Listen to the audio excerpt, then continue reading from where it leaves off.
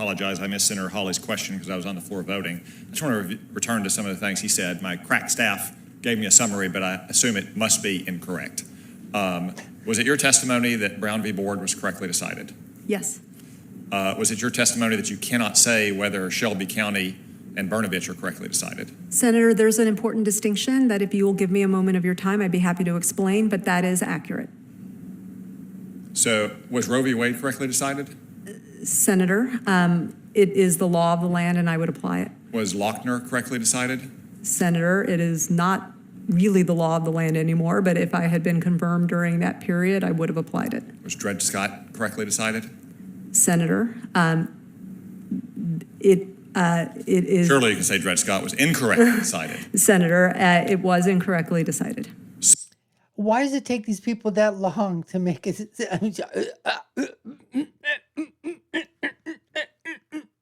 mean, oh my goodness. Simple question. Was it correctly decided or incorrectly decided?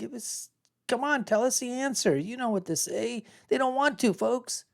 So what's the distinguishing line of cases you will say is correctly decided and cases you won't say? Because it seems like you're willing to say that they're correctly decided if you like them, but if you don't like them, you can't comment on it. Senator, I do appreciate the question, and I think it is important, and I want... Senator, I do appreciate the question. No, you don't appreciate the question. You can't stand the question. What are you talking about?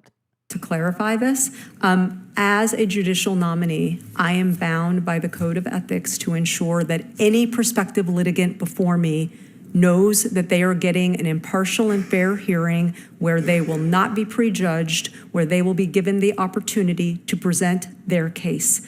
I think that it will not happen that a case of the permissibility of de jure segregation in schools would make its way before me. And as such, I am comfortable that I would not be violating my code of ethics by commenting on it. There are a handful of other cases that may be true. Loving is probably one of them, Marbury versus Madison. Everything else, I would be very, very reluctant to give a potential litigant the wrong impression that they will not get a fair day in court. What about abortion? That's a live issue in the courts. And I am not... You're not going to say whether Roe v. Wade was correctly decided. That is correct.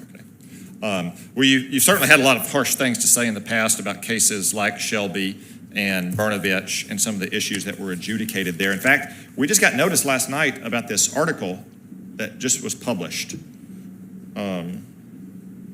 Here it comes, baby. Here comes Tom Cotton. Golly gee whiz. He's looking through. He's going to get that bomb of a question. Here it comes. That you wrote. The title of it is The GOP Campaign to Make Elections Less Free. You noted in the letter you sent with the article that you did not see or approve of the title before it was published. That is correct, Which sir. I can understand. Authors don't choose their own titles. I understand that. You didn't say whether you agree with it. Do you believe the GOP is campaigning to make elections less free?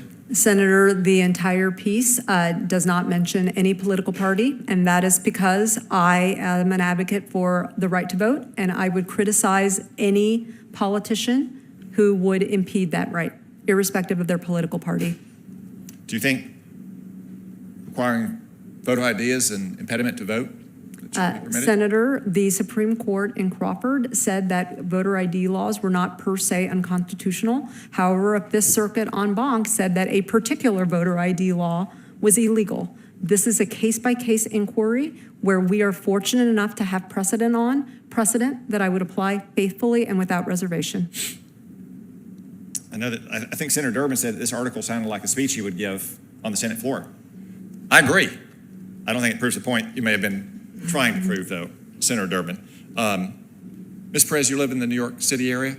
I live in Jersey City. Okay. How'd you get down here? I took the Amtrak. Okay. Did you have to show an ID to get your ticket or get on the Amtrak?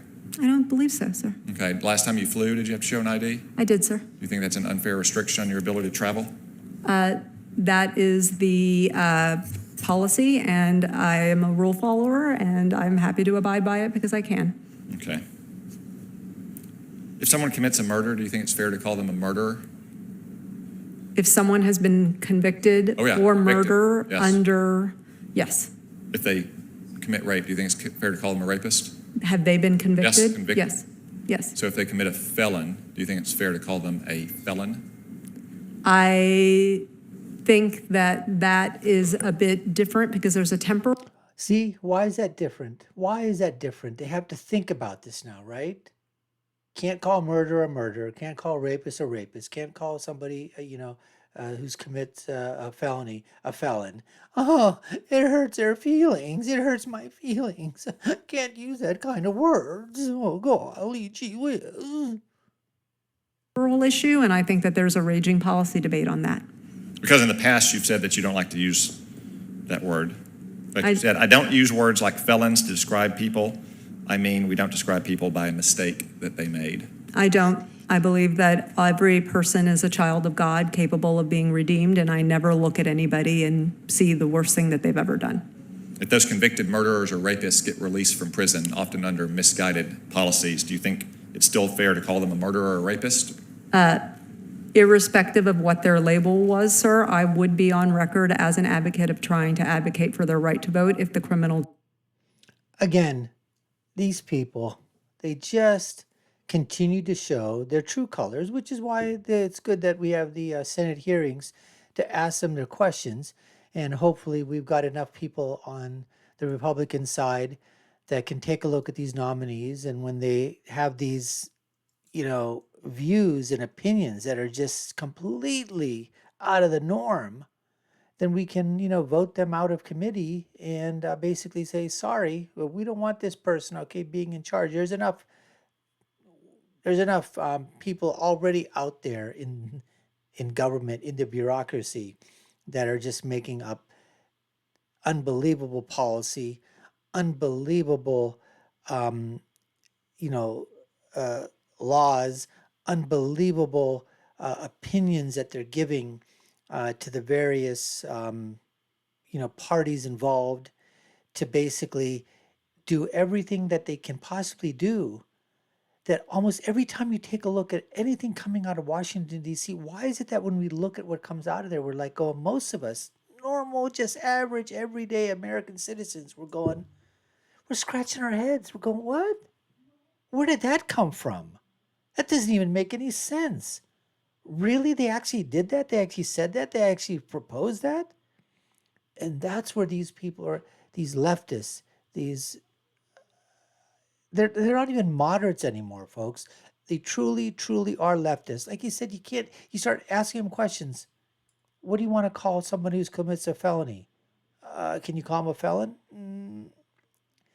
Well, it's kind of temporal. You got to think about it a little bit. You got to decide, what about the victims? Can you say anything in for the victims?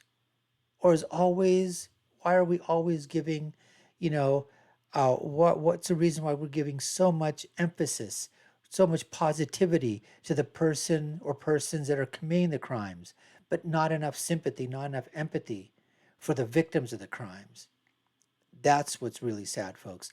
Anyways, we thank you for watching. You've been watching the Dr. Nasir Shaikh Show, and I was your guest host today. My name is Dr. Shaikh, and if you haven't already done so, we would love you to subscribe to the channel, hit that notification bell, like and share the video. You know what to do, and put your comments down below. What do you think of Miss Myrna Perez? Do you agree with her? Disagree with her? Do you think she's just one of those leftists that are out there again that are just going to completely try to, adjudicate and, from the bench rather than follow the laws? That's what we think here. Anyways, I'll leave with my final thought as I always do, and that is, when you're right, you're right, and when you're left, you're wrong. We'll see you again next time, folks. Take care and stay safe.